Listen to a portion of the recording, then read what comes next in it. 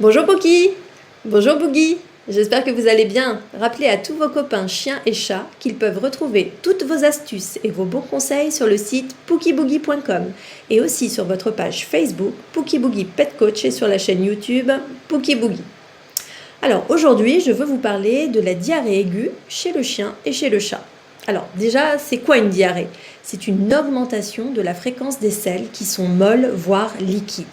On va parler de diarrhée aiguë quand cela est récent, que ça dure vraiment depuis quelques jours. On parlera de diarrhée chronique au-delà de 3 semaines. L'état général de l'animal peut varier énormément. Il peut ne pas y avoir de symptômes hormis la diarrhée, et on peut avoir d'autres symptômes comme des vomissements, de la température, un abattement. C'est l'ensemble de ce tableau clinique qui permettra de savoir s'il faut consulter plus ou moins rapidement son vétérinaire. Tout d'abord, revoyons rapidement quelles peuvent être les causes d'une diarrhée. Elles sont nombreuses et je vais essayer de vous citer les principales. Alors, en tête de liste, on aura les causes alimentaires. Dans les causes alimentaires, on aura notamment les changements alimentaires brusques sans transition. On va changer la nourriture de l'animal du jour au lendemain et la flore bactérienne n'a pas le temps de s'habituer. On aura également les excès alimentaires. Le chien qui a mangé le reste du couscous sur la table. Cela va lui provoquer une surcharge digestive. Ou bien l'animal qui reçoit une friandise, il va boire du lait de vache par exemple, alors qu'il n'en a jamais bu. On peut également penser à l'allergie ou à l'intolérance alimentaire. Là, le premier conseil préventif, c'est de toujours effectuer une transition alimentaire sur plusieurs jours, sur une petite semaine lorsque l'on change l'alimentation de son animal. Ça pourra vraiment éviter certains tracas. Autre cause, les causes parasitaires. Alors là, on a les vers digestifs, les protozoaires avec la giardiose. Ce sont des causes fréquentes de diarrhée. Autre petit conseil, bien vermifuger l'animal tous les mois jusqu'à 6 mois, puis environ 4 fois par an.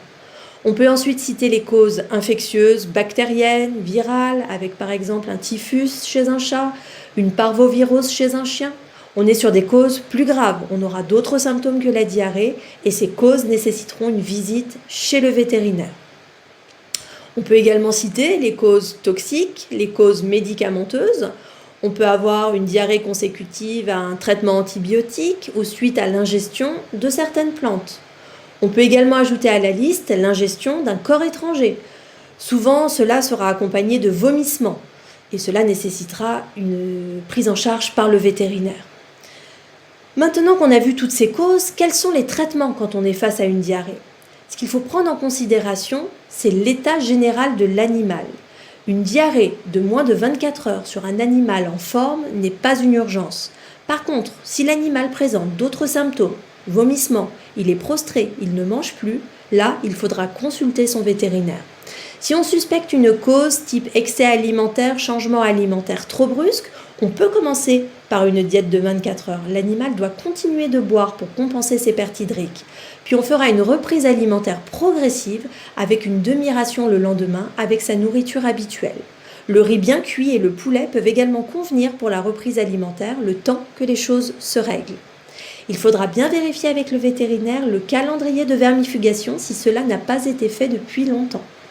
Selon la cause de la diarrhée, le vétérinaire pourra mettre en place un pansement digestif, des antidiarrhéiques, des probiotiques, parfois des antibiotiques, voire mettre l'animal sous perfusion s'il est déshydraté.